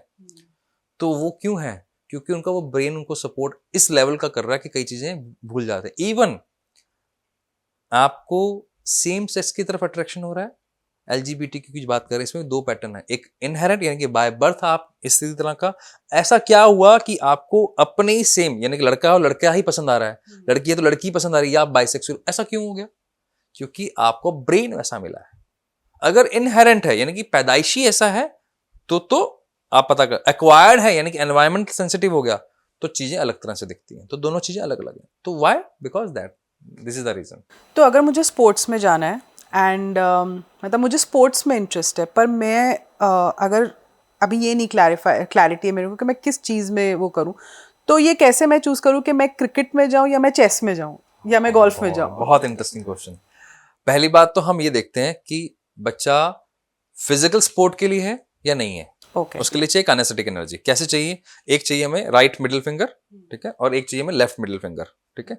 इसको बोलते हैं FMS GMS, fine motor skills और ग्रॉस मोटर स्किल्स। अब दोनों को जब हम चेक करते हैं, क्या ये फिजिकल स्पोर्ट्स के लिए बना हुआ है? बना हुआ है। फिर हम ये चेक करते हैं क्या ये इंडिविजुअल स्पोर्ट के लिए, टीम स्पोर्ट के लिए। अच्छा, ये भी चेक होता है? क्यों? अगर मान लीजिए यहां से आता है मेरा सेल्फ कनेक्शन, यहां से आता है पीपल कनेक्शन। एग्जाम्पल के तौर पर सचिन सर का, सचिन सर इतने अच्छे प्लेयर होने के बावजूद, इतने अच्छे back of the seat leader होने के बावजूद, एडवाइजिंग कमेटी के मेंबर रहे, मतलब हमेशा एडवाइस देते रहे हैं, लेकिन जैसे कैप्टनसी मिली डिडंट सक्सीड, और इवन बैटिंग भी चलेगी। अगेन द एग्जांपल, ब्रेन के अगेंस्ट जाओगे ब्लंडर्स होंगे। क्योंकि उनका ईक्यू सपोर्ट नहीं कर रहा था, लीडरशिप सपोर्ट नहीं कर रही थी उनको, तो उसका इम्पैक्ट उनकी बैटिंग पे भी पड़ा। तो फिर यहां देखा जाता है क्या वो टीम स्पोर्ट के लिए अच्छा है या टीम लीड करने के लिए अच्छा है। मान लीजिए लीड के लिए अच्छा है और फिर उसको लीडर नहीं मिला तो उसका फिर स्पोर्ट भी जाएगा। और फिर ये देखते हैं क्या वो इंडिविजुअल स्पोर्ट्स के लिए अच्छा है। फिर देखते हैं रिफ्लेक्सेस, क्या वो बॉल गेम के लिए अच्छा है, शटल गेम के लिए अच्छा है, किसके लिए है। आपने पूछा चेस के लिए, chess is a sitting game, logical game, तो need with this finger, this is logical finger. Chess के अंदर जो सबसे बड़ी ब्यूटी है, अगली 4 चाल के बारे में पहले सोचो। For that we need left this index finger, that is your creative brain, your visualisation brain. अगर ये नहीं है तो जोर लगा ले, मैं आई बैट ऑन दिस, किसी बड़े से बड़े आप कोच को ले आओ, वो सिखा नहीं सकता उसको, संभव ही नहीं है। कुछ चीजें भगवान ने फिक्स की हैं। इंट्यूशन पावर नहीं सिखाई जा सकती, मिली है तो आप अच्छा, इंट्यूशन भी मिलती है, हर किसी के पास नहीं होती है। वो that come from this pre frontal loop, वो यहां से आती है। उसको समझने के लिए चाहिए आपको ये आपका लेफ्ट का फ्रंटल कॉर्टेक्स। उसको और डीप में समझने के लिए क्या करना है, you need right frontal cortex. तो इंट्यूशन को समझने का भी ब्रेन है क्या? अगर वो मिला है तो नर्चर हो सकता है, नहीं मिला तो पैदा नहीं कर सकता। तो फिंगरप्रिंट से पहले तो ब्रेन समझना पड़ेगा कि किसमें क्या चीज है, वो हम बता देंगे। That's true. अच्छा, हाउ कितना रिलायबल है ये? मतलब अगर मैंने आपसे कराया एंड कुछ चीजें ऑब्वियसली मुझे क्लैरिफाई हुई, बट वो चीजें ऐसे नहीं आगे चल के हुई, या उस चीज में मैंने कुछ स्टेप्स लिए and they didn't work out, तो कैसे इसके आप, how do I check accuracy, reliability? देखो, पहली बात तो ये है कि it's not a rocket science, ठीक है ना। ये उन चीजों पर डिपेंडेंस नहीं है, क्योंकि किसी चीज पर डिपेंडेंसी नहीं है तो एक्यूरेसी ज्यादा जाएगी। वैसे भी अगर आप हमारा गूगल रिव्यू पढ़ेंगे, लिंक्डइन रिव्यू पढ़ेंगे, हमारे यूट्यूब पे जाएंगे, तो आपको मोर देन मतलब कितने वीडियो टेस्टिमोनियल्स, चाहे वो डॉक्टर्स के हैं, चाहे आईएएस ऑफिसर्स के हैं, चाहे आर्मी के हैं, चाहे बीएसएफ के हैं, ब्यूरोक्रेट्स के हैं, तो वहां से आपको हमारी क्रेडिबिलिटी बढ़ जाएगी। मैं अगर 5 एस्ट्रोलॉजर्स के पास जाती हूँ ना, तो 4 तो गलत ही होते हैं, मैं जनरली बता रही हूँ आपको। चलो मैं आपको फिर इसका एक बहुत ही ब्रूटल फैक्ट बताता हूँ। हाँ, यहाँ पे बहुत सारे एस्ट्रोलॉजर्स को नाराजगी है मेरे से, दे आर डूइंग ब्लंडर्स। हाँ, व्हाई? आई क्यों कर रहे हैं? क्यों कर रहे हैं? अब मेरे को ये बात बोलनी नहीं चाहिए, लेकिन मैं बोलता हूँ। एस्ट्रोलॉजर अगर आप हो ढंग के, तो इतनी तो सद्बुद्धि रखो कि किसी को एस्ट्रोलॉजी सिखा रहे हो, ये तो चेक कर लो कि वो एस्ट्रोलॉजर बनने लायक है या नहीं है। हमारे पास अगर कोई काउंसलर बनने आता है ना, तो हम पहले ये चेक करते हैं कि आपके पास वो ब्रेन है या नहीं है। मैं ये पूछने वाली थी कि आप टीम कैसे रखते हो? टीम इसी बेस पे रखते हैं। अगर हमें लगा कि वो काउंसलर नहीं बन सकता, हम काउंसलिंग के लिए हायर नहीं करेंगे। हमें लगा एनालिसिस के लिए, ऑडिटिंग के लिए अच्छा है, फिंगरप्रिंट पैटर्न बहुत अच्छा है, तो उसके लिए हायर कर लेंगे, इस चीज के लिए नहीं करेंगे। और एस्ट्रोलॉजी के अंदर सबसे बड़ी दिक्कत क्या है, उनको लगता है एक सॉफ्टवेयर है, उसमें 4 चीजें डालेंगे, डेटा तो आ जाएगा 4 बन के। उसके अंदर एस्ट्रोलॉजी, चलो आपको बहुत इंटरेस्टिंग फैक्ट बताता हूँ, जितने भी एस्ट्रोलॉजर्स इंस्पायरिंग या जिनको हो रहा है कि मैं एस्ट्रोलॉजर बन जाऊं, astrologically you need this finger, that is called logical brain. palmistically you need this finger, that is called observation brain. Tarot अगर ये आ गया तो टैरो नहीं कर पाओगे, लॉजिकल आ गया तो टैरो करने के लिए यू नीड राइट, आपका लेफ्ट का इंडेक्स फिंगर यानी कि राइट. अभी तो सब कर रहे हैं, एस्ट्रोलॉजी भी कर रहे हैं, टैरो भी कर रहे हैं, वास्तु भी कर रहे हैं. आप जिनका टैरो अच्छा होगा उसकी इंट्यूशन पावर का स्ट्रांग होना बहुत जरूरी है. अगर ये स्ट्रांग नहीं है तो टैरो नहीं होगा, और अगर लॉजिकल स्ट्रांग हो गया तो डाउट करेगा, और वो ज्यादा लॉजिकल होने की वजह से बहुत ज्यादा कैलकुलेशन में चला जाएगा तो नहीं कर पाएगा. इसी वजह से फेस रीडर किसी को बनना है तो उसके लिए ये वाला होना जरूरी है. आपका करियर ब्रेन के अकॉर्डिंग डिसाइड होगा, ये अटल सत्य है. तो अगर मैं आपसे पूछूं 5 स्टेप प्रोसेस एक अपने आप को जानने के लिए क्या होना चाहिए, तो वो क्या होगा? थ्रू फिंगर टिप्स या वैसे? Through finger tip. Finger tip का बहुत सिंपल सा प्रोसेस है. आपको डीप में अगर जाना है तो सबसे पहले आपके ऊपर ये पता होना चाहिए कि मेरे स्ट्रेंथन एरिया कौन से हैं. ठीक है. ठीक है. सेकंड सबसे इंपॉर्टेंट और अंडररेटेड, मेरे वीक पॉइंट्स कौन से हैं. ठीक है. फिर मेरा बिहेवियर क्या है, मेरा बिहेवियर टीम के साथ चलने वाला है या सोलो चलने वाला है. ठीक है. मैं किसी के साथ जेलअप हो जाऊंगा या नहीं जाऊंगा, तो मेरे को ये पता लग गया. फिर इसके बाद आ जाता है मेरा इंपॉर्टेंट, मेरे इमोशंस कैसे हैं. मैं इमोशंस में जाकर डिसीजन लेता हूं या लॉजिकल डिसीजन लेता हूं, क्योंकि सारा का सारा गेम यहाँ आने वाला है कि अगर किसी ने मेरे डिसीजन को इन्फ्लुएंस करना है तो दो ही तरीके से कर सकता है, या तो लॉजिक देगा या मुझे भाई भावनाओं में मुझे लेके जाएगा. तो यहीं से दो चीजें बिकती हैं. और फिर लास्ट आता है, आप अगर अपने माइंडफुलनेस की तरफ काम कर लेते हो, यानी कि अगर डीप अपने बारे में रिसर्च कर लेते हो, फिर उसके अकॉर्डिंग वर्क करते हो, बाय डिफॉल्ट आपका ब्रेन आपको नेक्स्ट लेवल पे ले जाता है. तो ये 5 चीजें कर ली किसी ने ना अपने आप को जानने के लिए, तो सारी प्रॉब्लम सॉर्ट हो जाती है. अच्छा, इसमें रेमेडीज भी हैं क्या? अगर मैं if I am over emotional, तो क्या उसकी आप कोई रेमेडी भी बताते हो कि आप how will it help you controlling your emotions आपके करियर के लिए या आपकी ग्रोथ के लिए? इंटरेस्टिंग पता क्या है, आपको जितने भी स्पिरिचुअल गुरुज मिलेंगे वो एक बात बोलते हैं, गिल्ट से बाहर आ जाओ. What is a guilt? Guilt ये है कि ये मैंने किया है. अच्छा. चोरी मैंने की है, किसी के साथ बदतमीजी मैंने की है, किसी के साथ गलत हरकत मैंने की है, अब मैंने किया है इसलिए मैं पेन में हूं. फिर जैसे पता लगता है फिंगरप्रिंट्स के थ्रू कि ये आपने नहीं, आपके ब्रेन ने किया है. व्हाट डज इट मीन्स कि उस ब्रेन का प्रोसेस ये है, आपको एक ऑब्जेक्ट की तरह दिखता है. ये माइक अच्छा है बुरा है, ये बाहर है मेरे से, तो मैं इसको ऑब्जेक्ट की तरह देख रहा हूं. तो आपको वो अवेयरनेस एक्सेप्टेंस पे आते हो तो गिल्ट से बाहर आ जाते हो. तो फिर वहां पर आपको जब भी कोई डिसीजन लेना होता है तो आपको पता होता है कि मेरा ब्रेन ऐसा कॉन्शियसली मुझे करवा रहा है, मुझे रुकना है वहां पर. तो जब अवेयरनेस मिलती है ना, एक्सेप्टेंस आ जाती है, गिल्ट से बाहर आ जाते हो, तो आपको टेक्निक्स बताई जाती है न्यूरल साइंस के अकॉर्डिंग कि इसको और सही करने का तरीका. जैसे मेडिटेशन कहना आसान है, मैं अभी आपसे ऑडियंस से मेरा सवाल है, लिख के बताओ कितने लोग हैं जिनसे मेडिटेशन होता है. मैं तो हर एनएलपी एक्सपर्ट को बोलती हूँ मुझसे नहीं होता. उसका कारण है, अगर हो जाता सबसे हो जाता, क्या जरूरत पड़ी थी भगवान शिव को, मां पार्वती को विज्ञान भैरव बताने की? 112 प्रकार क्यों बताया फिर उन्होंने? अगर एक ही बता देते समस्या खत्म हो जाती. तो मेडिटेशन को लेकर जितने मिथ्स है ना, वो उसका रीजन ही, सबसे बड़ी प्रॉब्लम यही है. सबके लिए मेडिटेशन नहीं बना हुआ. आपके लिए मेडिटेशन हो सकता है बात करना हो, किसी के लिए कुकिंग हो सकती है, किसी के लिए विजुअलाइज करना हो सकता है, किसी के लिए त्राटक हो सकता है, किसी के लिए चैंट हो सकता है, किसी के लिए सिर्फ शांत हो सकता है. सबकी बॉडी अलग अलग है. अगर ऐसा होता तो ओशो को क्या जरूरत पड़ी थी इतने सारे मेडिटेशन बनाने की? कुछ लोग डांस मेडिटेशन में खो जाते हैं क्योंकि उनकी काइनेस्थेटिक एनर्जी बहुत पुश करती है उनको, वो चैनलाइज हो जाती है. और किसी की एनर्जी नहीं है, उसको आपने डांस करा तो पागल हो जाता है, कह रहे हैं मेरे से नहीं होता यार, क्या बकवास है ये. पर ये तो कोई मेडिटेशन में बताता ही नहीं है. वहां तो एक ही चीज है कि पता है। आपको आंख बंद करके थॉट्स को ऐसे करना है और वही चीज हाँ, बता. यही इसलिए बोला जाता है जब सीखें तो एक्सपर्ट से सीखें, अच्छे गुरु से सीखें. बहुत सारे अच्छे गुरु हैं और भारत धरती है इसकी. किसी भी चलते फिरते इन्फ्लुएंसर यूट्यूबर से नहीं सीखना चाहिए. आपने भी गिल्ट की बात की थी कि जब वो गिल्ट को आप अलग कर देते हो कि ये ब्रेन कर रहा है, पर इतनी अवेयरनेस एक काम इंसान में आती नहीं है इतनी जल्दी. मतलब हम इतने इवॉल्व नहीं हैं और मे बी हमें टाइम लगे. तो ऐसी आप क्या कोई 1-2 टेक्निक्स बता सकते हो क्विकली जिससे हमें सेल्फ अवेयरनेस में हेल्प मिले? न्यूरो साइंस ये बोलती है कि आपके अंदर जो भी आप कर रहे हो ना, उसका पीछे का जो रीजन है वो है इमोशन. अच्छा, इमोशन बनता कैसे है, उसके पीछे लगते हैं, और डीप में जाएंगे तो न्यूरोट्रांसमीटर, जिसको आम भाषा में बोलते हैं केमिकल, जिस बड़ा फेमस है आजकल. डोपामाइन, सेरोटोनिन, ऑक्सीटोसिन की बात चल रही है, एंड्रोफिन की बात चल रही है. ये बनता कैसे है? बनता है आपका। मेरे अभी हम बात कर रहे हैं, आपका एक्सपीरियंस अच्छा गया, मान लो मेरा एक्सपीरियंस, तो मेरे थॉट क्रिएट किया एक आपने, 90 सेकंड से ज्यादा अगर वो थॉट मेरे ब्रेन में रहा और मैंने उससे, अच्छा कैसे रहेगा, मैं उससे रिलेटेड इवेंट शुरू करूंगा, यार ये स्टूडियो अच्छा, वो वाला स्टूडियो भी अच्छा था, वहां भी मेरा बड़ा अच्छा एक्सपीरियंस रहा था, ऐसे रहा था वैसा, अगर अच्छा थॉट है तो मेरे इवेंट में एक डोपामाइन और सेरोटोनिन ट्रिगर हुआ, क्योंकि वो अब स्टोर मेरे वो जो अपना 90 सेकंड का जो इमोशन है वो मेरी बॉडी में स्टोर हो गया। ओके। तो ये तो चलो अच्छा इवेंट था, तो मेरे पास एक गुड मेमोरी बन गई। लेकिन हम ह्यूमन बीइंग है, पहले नेगेटिव देखते हैं।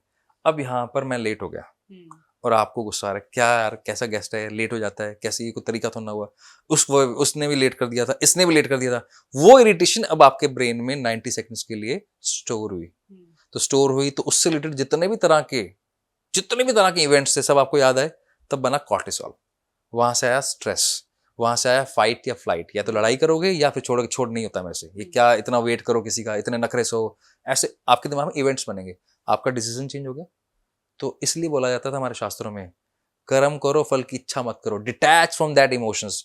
तो एक्चुअल प्रैक्टिस आप समभाव में रहो, हो सके तो अगर आप कोई इमोशंस को आ रहे हो तो उसको डिस्कार्ड कर, भैया अपना काम हो गया, रास्ते में जा रहे हो गाड़ी ठुक गई, ठीक है स्माइल किया, आगे निकल। अब ये प्रैक्टिकल है, ये मैंने कई मेरे साथ भी हुआ था। हम नए नए शिफ्ट हुए हैं अभी यहाँ पर, मैंने आपको बताया बैक, तो मेरा क्या हुआ, मैंने गलत पार्किंग में लगा दी, तो गाड़ी लॉक कर दी मेरी किसी ने नीचे टायर पे। तो पता लगा कि वो लड़ने के लिए आ रहे हैं मेरे साथ, मेरा बेटा भी है 14 साल का, पापा हम ऐसे कर देंगे वैसे कर देंगे। मैं कहा कुछ नहीं करना। वो आए, मैंने स्माइल के साथ सॉरी बोला, मैं मुझे आइडिया नहीं था। आप मानेंगे नहीं, वो उसके बाद हम एक दूसरे के साथ बैठ के कप चाय का कप पी के आए हैं, क्योंकि स्माइल डज वर्क्स। और मैं भी बच गया उस स्ट्रेस से, नहीं तो 2-3 दिन परेशानी रहती, दिमाग उलझा रहता। तो आपको कॉन्शियस तो होना पड़ेगा। इसी वजह से जितने भी गुरु हैं, किसी को हाथ नहीं लगाते, हर किसी से हाथ नहीं मिलाते, कहीं सीट पे बैठते हैं, इतना ध्यान रखते हैं। हम कुछ बेसिक का तो ध्यान रख सकते हैं। तो सेल्फ अवेयरनेस का एक ही की है, या तो जर्नलिंग कर लो, ये लिखते हुए कि ये अच्छे इवेंट्स हैं, उसको जितना लिख सकते हो ताकि आपकी बैड मेमोरीज। और दूसरा एक बहुत अच्छी तरीका मुझे बहुत अच्छी लगती है, वो है टैपिंग टेक्निक, EFT। यूट्यूब पे जाएं, इमोशनल फ्रीडम लिखें, इमोशनल फ्रीडम टेक्निक लिखें, डॉक्टर गैरी क्रेग फ्री में बनाया है, किसी और से मत सीखें, मैं हाईली रिकमेंड किसी टॉप अच्छे कोच से सीखें, फ्री में मिलता है, टैपिंग करें, प्रॉब्लम से बाहर रहें, बहुत ही ज्यादा है। जैसे आपने कहा डिसीजन चेंज हो जाता है, तो ऐसी हमारी लाइफ की पाथ भी चेंज हो जाता है? अगर पाथ चेंज हो सकते हैं, क्योंकि स्ट्रेस और एंजाइटी भी ना हमें बाय बर्थ मिलते हैं। अच्छा। हाँ, जैसे टाइप 1 डायबिटिक्स सुना है आपने, हाँ, बाय बर्थ होता है। हाँ। ऐसे ही जब व्हाट इज स्ट्रेस, यानी कि डिप्रेशन क्या है, when you travel past and present. What is anxiety, when you travel present to future. तो प्रेजेंट और पास्ट यहां से आता है, ठीक है, हमारे राइट इंडेक्स फिंगर से, यानी कि हमारे लेफ्ट फ्रंटल कॉर्टेक्स से पता लगता है कि मैं बहुत ज्यादा कैलकुलेशन में रहता हूँ, बहुत ज्यादा पास्ट मेमोरीज में रहता हूँ। और ये आता है हमारा एंजाइटी वाला। अगर ये मिला है तो ये क्रिएटिविटी है। तो क्रिएटिविटी का सेकंड पार्ट एक और है, क्रिएटिविटी के साथ आता है आपका अगर ओवर थिंकिंग। अगर यूज नहीं हुई क्रिएटिविटी तो ये खा जाएगी आपको, और ये इकलौता ऐसा है जो या तो आपको बाहर निकाल देगा। इसलिए आपने, मतलब बहुत जेनरिक स्टेटमेंट है, आप मुझे कमेंट बॉक्स में लिख के कंफर्म कर देना मैं सही बोल रहा हूँ। आपको टॉप के जितने आर्टिस्ट मिलेंगे जिन्होंने आउट ऑफ बॉक्स कुछ किया है, चाहे MF हुसैन साहब हो, मतलब जो बिल्कुल लीक से हटके किए हैं, उनकी पर्सनल लाइफ कैसी होती है। अभी अभी AR रहमान का डिवोर्स हुआ है, पता नहीं क्यों? Reason creativity. ये creativity can help you, can make you hell also. अच्छा, दैट इज द रीजन। तो ये बाय बर्थ पता लग जाता है कि इसको मिला है, तो आप थोड़ा सा ध्यान रखो। तो स्ट्रेस तो सबको मिल गया फिर? नहीं ऐसा नहीं है। हमारे ना अब बहुत इंटरेस्टिंग है, क्या है, अभी बहुत पुरानी रिसर्च है, ऑक्सीजन के अंदर हमारी बॉडी में क्या है, पानी। पानी 70%, यहाँ पे भी पानी, पानी के अंदर एक एलिमेंट है ऑक्सीजन। ऑक्सीजन का एक एटीट्यूड है, ऑक्सीजन को जब लिक्विड किया जाता है, उसको अगर मैग्नेट के बीच में रखा जाए तो वो चिपक जाती है। तो ऑक्सीजन का एक मैग्नेटिक पावर है। अब आपने बोला स्ट्रेस तो सबको रहता है, हाँ। अंदर क्या है, पानी। तो शब्द कहाँ गया, अंदर। That is called power of word. इसमें बहुत सारी रिसर्चेस हैं कि अगर आपने नेगेटिव बोला तो आपके वाटर मॉलिक्यूल्स ब्रेक हो जाएंगे, अगर आपने पॉजिटिव बोला तो डायमंड शेप में आ जाएंगे। तो डायमंड शेप चाहिए तो नेगेटिविटी से बचना पड़ेगा, इसलिए शब्दों का चुनाव बहुत ढंग से। तो स्ट्रेस हमारा लाइफ का पार्ट नहीं है, ये बन गया है या डाल दिया गया है कॉन्शियसली किसी एक फर्टिनिटी के द्वारा कि हाँ भैया डालो, दवाइयां बेचो, उससे बच के रहो। बहुत सॉर्टेड है लाइफ, कहीं कोई इश्यू नहीं है, पर्सपेक्टिव चेंज कर लो, दैट्स इट। आप डेफिनेटली बहुत पॉजिटिव हो। ये आपके किसी फिंगर से आया होगा by ये birth। मतलब पेरेंट्स की मतलब एफर्ट्स है। तो अगर मैं आपसे पूछूं what is this one difference between someone who is doing a fingerprint analysis and someone who is doing a number analysis, तो क्या फर्क है आपकी बर्थ डेट एनालिसिस या ये एनालिसिस? बहुत सिंपल है, नंबर फाइनली कितना है, 109, हम्म 800 करोड़ लोग हैं, डिवाइड कर लो, वो एक नंबर पे कितने लोग आ गए, मान लेता है 100 करोड़ हो गए, मोटा मोटा तौर इवन पे। आई आल्सो थिंक समटाइम्स कि दो नंबर सबके लिए कैसे सेम हो सकता है, बट साइंस है, उसका एक सेट होगा, लेकिन फिंगर टिप किसी भी दो व्यक्तियों का सेम नहीं हो सकता। तो सुपीरियरिटी इस मामले में कि हाँ भैया दो ब्रेन अलग हैं, उसको इस डीप लेवल पे समझना, वो फिंगर टिप से आता है। अच्छा, कब लोगों को कुछ सेफ्टी इशू होता है कभी आपको फिंगरप्रिंट देने में या कुछ ऐसे में? हाँ, अभी अभी जब से एक दो बार हमें सुनने को मिला कि सर ये फिंगर टिप ऐसे हो, आधार कार्ड में भी लगता है, हम भी बोलते हैं आई डू एग्री लगता है, लेकिन आपको थोड़ा बेसिक समझना पड़ेगा। पिक्चर ही देख लो ढंग से, पिक्चर में क्या दिखाते हैं, फिंगर टिप अगर किसी का लेना है तो टेप पे लेते हैं या फिर इंक वाला एक्चुअल पेपर लेते हैं। हम क्या ले रहे हैं, हम तो आपका क्लिक कर रहे हैं, तो हमारी जो फाइल बनती है वो जेपीजी फाइल बनती है, वो 160 केबी की बनती है, तो कहीं से भी यूटिलाइज नहीं हो सकती वो। और वैसे भी हमारा जो सॉफ्टवेयर है वो ऑटो डिलीशन में 3 दिन में अपने आप डिलीट हो जाते हैं हमारे। अच्छा, हाँ, तो कि हम we understand there is some data privacy, we understand. तो अभी हमने जैसे बात की, वी टॉक्ड अबाउट कि करियर में पेरेंट्स, बच्चों की ग्रोथ, और आप इन इसको किस और केसेस में या किन केस स्टडीज में यूज करें? फॉर एग्जांपल हायरिंग जैसे आपने बताया, तो कैसे आप वहां उसको देखते हो? How do people see that use this service? हाँ, बहुत सारे लोग बात करते हैं स्कूल एजुकेशन बेकार है, स्कूल ड्रॉप आउट है, वो इतना कुछ बना के चला गया, ड्रॉप आउट का फैशन भी आ गया बीच में कि ड्रॉप आउट हो जाओ, कॉलेज में एडमिशन लो। और कुछ जनरल ड्रॉप आउट हैं, जैसे मैं अभी हर्षित से मिला था, तो वो जनरली ड्रॉप आउट है, उसके पेरेंट ने उसको कहा कि आप ड्रॉप कर लो इसको, क्यों? क्योंकि वो बहुत अच्छा काम कर रहे हैं। पॉइंट ये है, education is going to support you, not everything. तो आपने उसके बेस पर डिग्री ले ली और आपने सोचा कि मैं चलो मैं एमबीए कर लेता हूं, और एमबीए में करना क्या, सब्जेक्ट ही तो पढ़ने हैं, सब्जेक्ट पढ़ के कॉलेज तो आपको डिग्री देगा, उसको भी तो अपनी दुकान चलानी है, डिग्री दे दी आपको, अब आप आए नौकरी करने के लिए और हमने हायर कर लिया उसको। इसी वजह से सबसे बड़ा पेन है आज की सबसे इस पूरी इंडस्ट्री का, जब वो बोल रहा है स्किल गैप है। क्यों गैप है? क्योंकि आपने भी तो हायरिंग में गलती करी है। कैसे? आपने सीवी देखा, आपने इंटरव्यू लिया, आपने हायर कर लिया, मार्केट में बंदे को उतार दिया, अब उसके बाद इंटरपर्सनल स्किल नहीं है, उसके बाद लैंग्वेज स्किल नहीं है, उसकी रोज जान निकलती है, मैं फिर नया लोग कहां से जाऊं, कैसे सेल्स करने जाऊं, मेरे से तो बात ही नहीं होती है, तो रोज अपने आप से झगड़ता है, फिर अपने परिवार से झगड़ता है, बाहर जाके मार्केट से झगड़ता है, और फिर कहता है दुनिया बेकार है। अरे बेकार नहीं भाई, तू गलत करियर में है। और यही हम हेल्प करते हैं स्टार्टअप्स को, कंपनीज को, कि replace the right people at right place. जैसे आप वाला जो है, उसकी कंटेंट की बताओ मुझे कौन सी डिग्री मिलती है, संभव ही नहीं। कहां से पता लगता है? काम करवा के। 3 महीने बाद पता 3 चलता महीने है। अगर हम पहले बता दें तो कि भैया इस कंटेंट के लिए बहुत सिंपल है, हमें चाहिए लैंग्वेज, हमने देखा ये लैंग्वेज मिलती है इसको, अच्छा आपने कहा जी मुझे कंटेंट ऐसा लिखवाना है जिसमें फिक्शन नहीं हो, तो लॉजिकल लैंग्वेज चाहिए, तो दोनों अगर मिली हुई है और साथ में ऑब्जर्वेशन मिली हुई है तो कंटेंट लिख देगा। उसको पब्लिक डीलिंग करनी नहीं है, कुछ और करना नहीं है, तो कंटेंट लिखने लायक है। अब मान लो उसको मिला ही नहीं है, वो चैट जीपीटी की हेल्प ले रहा है, तो फिर आपको पता लग जाएगा, तो आपका पैसा बच गया, एफर्ट्स बच गए। और सबसे बड़ी बात, जितने भी स्टार्टअप्स हैं, कहना आसान है कि 99% स्टार्टअप डूब जाते हैं, अरे डूबना जिसके आसान है क्या? कहना बहुत आसान है, वो इसलिए डूब जाते हैं क्योंकि सही मेंटोरशिप नहीं मिलती, सही लोग नहीं मिलते। लोग इसलिए नहीं मिलते क्योंकि हमें नहीं पता कि हायर कैसे करना। एंड आप ये रिलेशनशिप्स में भी यूज कर सकते हो? अगर दिमाग है तो ऑब्वियसली हर जगह यूज होगा। हम रिलेशनशिप में एक ही चीज चेक करते हैं, इमोशनल कंपैटिबिलिटी। क्योंकि this person is this brain, this person is this brain, क्या आपस में बनेगी इन टर्म्स ऑफ ब्रेन? उसका इंटेंट कैसा है अपने आप को देखने का, दूसरों को देखने का, और इस ब्रेन का इंटेंट कैसा है, तो इनमें क्या कंपैटिबिलिटी है वो देखते हैं। दैट्स इट ना, क्योंकि जोड़ियां तो मुझे लगता है बन के ही आती हैं। आप मतलब अब आप जोड़ियां भी ऊपर नहीं, नीचे कर रहे हो तो पता नहीं, हमारा कोई काम नहीं, हम ये सपोर्ट करते हैं। अगर आपके बीच में कोई बात हुई है, हम सपोर्ट करते हैं एक दूसरे को इन अ बेटर वे समझने में। एक थर्ड पार्टी अप्रोच मिल जाती है हमसे, दैट्स इट। हमारा काम है आपको अप्रोच बताना कि ये ब्रेन ना, जैसे मैं आपको बताता हूँ रिलेशनशिप में इश्यू क्या होता है, वही प्यार अचानक कम क्यों हो जाता है, इसने जानबूझ के ऐसा किया है, ये जानबूझ के कहां से आता है, वहां हम हेल्प करते हैं, जानबूझ के है या ब्रेन का एंड। तो ब्रेन का है तो जानबूझ के नहीं है, तो इसलिए वहां से क्लैरिटी मिलती है। और जिनका इंटेंट, अभी आपने मेरे ख्याल फरहान अख्तर का ही स्टेटमेंट था, पता नहीं किसका मैं नाम बोल रहा हूँ, वो ना काउंसिल के पास जाते हैं हर महीने। क्यों जाते हैं? कहते कोई जरूरत नहीं है, अब 15 साल हो गए शादी को, 16 साल हो गए, हमें लगता है कि अपनी जो भी बीच में, हमारे बीच में जो इश्यूज हो सकते हैं हम वहां जाके बोल देते हैं। दो फायदे हो गए, एक थर्ड पार्टी है वो चेक करेगी, हम दोनों चेक नहीं करें। दूसरा, अब मान लीजिए हम दोनों के बीच में कोई बात भी हुई, वहां जाके बात करेंगे, तो 15 दिन के लिए हमने होल्ड कर ली बात, तो गुस्सा भी शांत हो गया अगर किसी बात का है भी तो। शायद आप कुछ लॉजिकल थिंकिंग भी कर लेते हो उसमें फिर। इंस्टेंट ही तो गुस्सा होता है, झगड़ा जो है वो तो 30 सेकंड का ही है, उसके बाद तो वो बढ़ता है। फिर 30 सेकंड के लिए हम शांत हो जाएं, जो कि नहीं हो पाते। लेकिन अब रीजन है, तुझे वहां देख लूंगा, काउंसलर के पास देख लेना यार, तब तक तो हम अपनी लाइफ एंजॉय करें।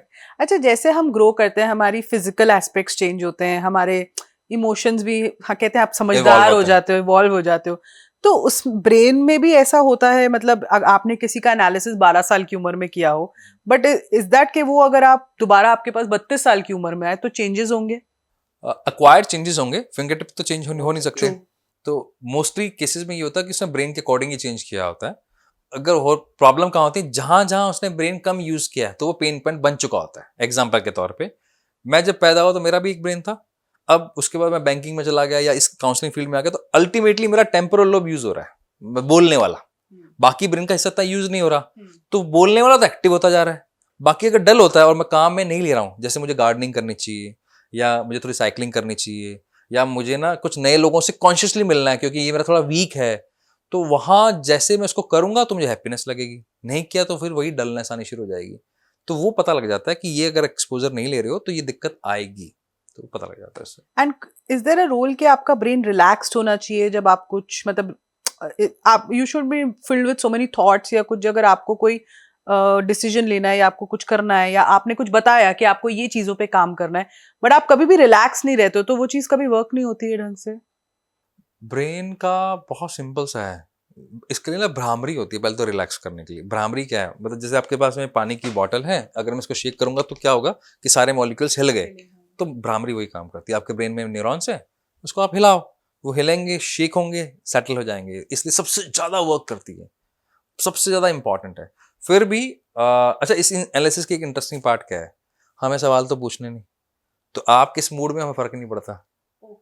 अब फिंगर टिप देखने हमने, तो आप क्या मूड लेके बैठे हो, किससे से लड़ाई करके आए हो, गुस्से में हो, फिंगर टिप चेंज नहीं होने वाले। तो हमारा जो अनबायस्ड अप्रोच होता है वो इसी की वजह से होता है कि हमें हमें अनफिल्टर्ड हमें मिलता है सब कुछ।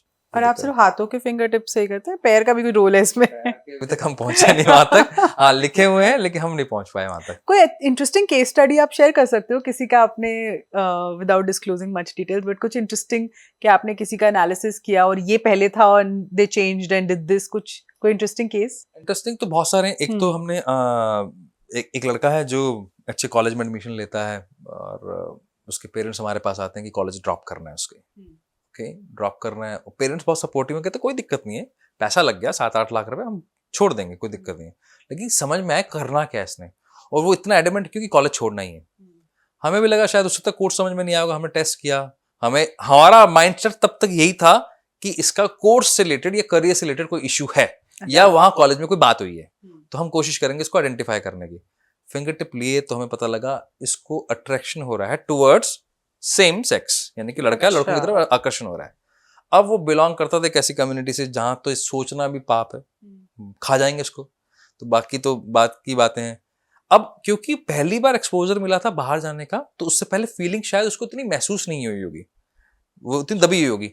अब कॉलेज में गया, अच्छे कॉलेज में गया जहाँ एनवायरनमेंट हर पूरे देश से लोग आए हुए हैं, हर तरह के बच्चे हैं, इस चीज को मानने वाले भी बच्चे हैं, तो वहाँ एक्सपोजर मिला, तो वो उससे डील नहीं हो रहा था।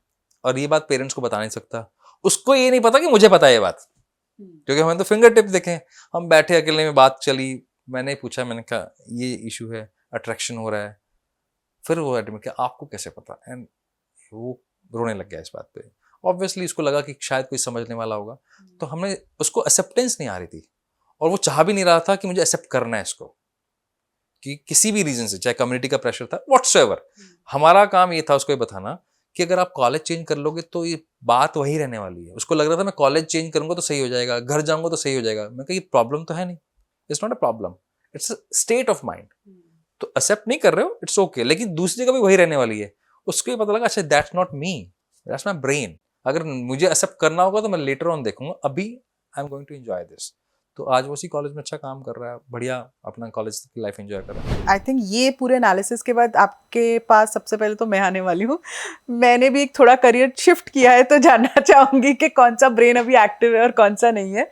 तो अगर आप लोगों में से भी किसी को सर के साथ कंसल्टेशन लेनी हो तो उनकी डिटेल्स डिस्क्रिप्शन में है, please feel free to contact him, and I am sure आपके भी काफ़ी लाइफ में क्लैरिटी आ जाएगी काफ़ी चीज़ों को लेके। मैं एक क्विक चीज़ आपसे एक रैपिड फायर करना चाहती हूँ before we end the show. वैसे ना मैंने कुछ कमेंट्स भी निकाले थे, कुछ लोगों ने आपको लिखे हुए हैं, पहले वो ले लेते क्या बात हैं। है। तो हमने सोचा कि थोड़ा बहुत आपसे पूछ लेते हैं, कुछ फनी है, कुछ क्वेरीज है, तो लेट्स स्टार्ट विद समथिंग। एक जने लिखा माय फिंगरप्रिंट इज डिसअपियरिंग, कैसे हूँ आपके पास?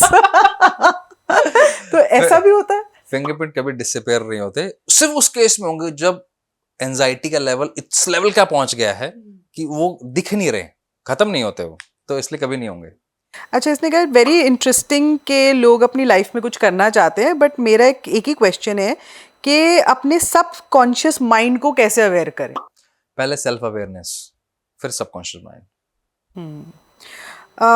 मैं कोई भी काम में कंसिस्टेंसी नहीं कर पाते, तो अगर मैं एक दिन 8 घंटे पढ़ती हूँ तो फिर 4 दिन तक कोई पढ़ाई नहीं करती हूँ, तो सोचती हूँ कि बहुत काम हो गया। तो इसके लिए कोई सोल्यूशन मेरा, what is easiest solution, accountability partner बनाइए या ग्रुप ज्वाइन कर लीजिए, इजीएस्ट। मेंटली स्ट्रांग होना हो तो क्या करें सर? छोटी छोटी बातों पे वीक हो जाते हैं। वीक वही व्यक्ति होता है जिसको अपनी स्ट्रेंथ नहीं पता, सेल्फ अवेयरनेस। 2-3 लोगों ने सर आपसे पूछा हुआ है ऑन पब्लिक स्पीकिंग, स्पीच को कैसे स्टार्ट करें, कैसे करें, हमें शिवर्स आते हैं, कैसे कॉन्फिडेंस बढ़ाएं, तो इसमें क्या ये हो सकता है अगर आपका वो एरिया वीक है? अगर एरिया वीक है तो आप उसको नर्चर कर सकते हो, लेकिन ये देखना पड़ेगा किस लेवल तक का वीक है। अगर बहुत वीक है तो फिर मैं विल नेवर रिकमेंड, कभी रिकमेंड नहीं करते। हम उसी को रिकमेंड कर सकते हैं जिसमें दिखता है कि रिजल्ट आ सकता है, लेकिन फिर भी आपको इंटेंट फाइनल हो चुका कि करना ही है, तो फिर हम ये बोलते हैं कि ये अगर चैलेंज के लिए रेडी हो तो फिर मेंटली रेडी रहिए, फिर उसके लिए सपोर्ट सिस्टम बहुत बड़ा है। किसी ने लिखा है ओवर थिंकिंग इतनी ज़्यादा है कि मेरी नींद भी नहीं पूरी होती इस चक्कर में, तो ओवर थिंकिंग है या नहीं है? तो आई ऑलवेज थिंक कि जो सोचती हूँ वो इम्प्लीमेंट नहीं हुआ तो हमेशा लेजी फील होता है, तो ये क्या कैरेक्टरिस्टिक्स हैं? Over thinking is a blessings. अगर वो ब्लेसिंग्स हैं उसको सही तरह से, उस आशीर्वाद को समझिए, वो क्रिएटिविटी है, उसको सही यूटिलाइज कीजिए। वो उससे अच्छी बात ही नहीं है अगर आपके पास थॉट्स हैं, तो विचार हैं। तो उससे नींद मत खोइए, मतलब नींद, इसको सिर्फ चैनलाइज लगाना है। भाई आपके पास पानी है, या तो बाढ़ आ जाएगी पूरा शहर तबाह कर देगी, उसको अगर आपने चैनल लगा दिया तो पता नहीं कितने खेत बना देगी। राजस्थान के अंदर भी खेती होती है बिकॉज ऑफ दिस, पंजाब बन गया क्योंकि नहर आ गई। तो वो नहर अगर आपको लानी है अपनी लाइफ में, अपनी खेती करनी है, तो उस ब्रेन को सिर्फ काम पे लगाइए। ओवर थिंकिंग से, मतलब ओवर थिंकिंग को ब्लेसिंग है, कर्स नहीं है ये। लोगों ने बता के इसको कर्स बना दिया है, कर्स नहीं है। चलो now we move to rapid fire. तो इसमें से आपको कोई एक चीज चूज करनी है, ट्राई कीजिए, एक चूज करें, बोथ ना बोलना इसमें। ओके। ब्रेन मैपिंग या psychometric test? Brain mapping. Finger analysis for kids या एडल्ट्स? एडल्ट्स। कॉग्निटिव एबिलिटी या emotional intelligence? Emotional intelligence. Natural instinct या learned behaviour? Natural instincts. Individual potential you prefer या team dynamics? Team dynamics. Traditional science या modern techniques? Traditional. Career guidance important है या personal growth? Personal growth के बाद career guidance हो सकती है। नेचर अंडरस्टैंड करो या नर्चर करके अंडरस्टैंड करो? नेचर अंडरस्टैंड करोगे तो नर्चर अपने आप हो जाओगे। बस अब आपको एक चूज करना। विजुअल लर्नर या ऑडिटरी लर्नर, आप क्या हो? I am visual learner. Being curious important या being content? Being curious. Self awareness ज्यादा इंपॉर्टेंट या self discipline? Awareness. Left brain या right brain? I am right brain person. तो राइट ब्रेन, ओके। फिंगरप्रिंट्स या palm lines? Fingerprints. Instinct या intuition? चले तो आपने बता ही दिया था, intuition I think. Mind reading या personality decoding? Personality decoding. Personality decoding, अच्छा ठीक है। On that note, thank you so much sir, आपने बहुत इंटरेस्टिंग पॉडकास्ट, मतलब मेरे को लगा है बहुत one of my very interesting podcast रहा है, मतलब इन्फॉर्मेटिव येट इंटरेस्टिंग। यूजुअली कभी कभी इन्फॉर्मेटिव वाले थोड़े बोरिंग भी हो जाते हैं, but this has been a good mix of interest and information. And I think जितनी ज्यादा हम ऐसी साइंसेस को डिकोड करके लोगों तक पहुंचा सकते हैं, आई थिंक उतना ज्यादा लोग अपने बारे में अवेयर होंगे और अपनी प्रॉब्लम से ज्यादा अच्छे से डील करने लगेंगे. मुझे लगता है आजकल हमने इतना ज्यादा हवा बनाया हुआ है ना लाइफ को स्ट्रगल बनाने का, कि I don't think life is that complicated. हमने बहुत कॉम्प्लिकेट कर दिया लाइफ को. इसलिए तो डर बेचा जा रहा है. Exactly. आप किसी भी साइंस का यूटिलाइज कीजिए, चाहे एस्ट्रोलॉजी है, न्यूमरोलॉजी है, फिंगर टिप है, साइकोमेट्रिक, जिसको भी आप मानते हैं, डर से नहीं, इच्छा से जाइए, हेल्प के नजरिए से जाइए कि मुझे हेल्प करने वाली. दैट्स डर के तो डराने के लिए तो लोग बैठे ही हैं. I think help and improvement, ये Yes. दो चीजों के आप माइंडसेट से जाएंगे तो आई थिंक बहुत फर्क पड़ेगा. On that note, thank you so much sir. और मैं चाहती हूँ कि हमारी ऑडियंस भी ऐसी साइंसेस का जरूर इस्तेमाल करे और अपने बारे में ज्यादा जागरूक होए, अपने बारे में जाने. अगर आप चाहते हैं कि हम सर से कुछ स्पेसिफिक एनालिसिस या मैं एक स्पेशल फिंगरप्रिंट स्कैन अपना कराने जाऊं उनसे और एक एक डिटेलिंग हम समझें कि उनकी रिपोर्ट कैसे बनती है, तो आप लिख सकते हैं हमारे कमेंट सेक्शन में कि हमें पार्ट 2 चाहिए. तो आप पार्ट 2 जरूर लिखना और हम विकास सर को फिर से बुलाएंगे या मैं उनके पास जाऊंगी अपनी फिंगरप्रिंट स्कैन कराने के लिए.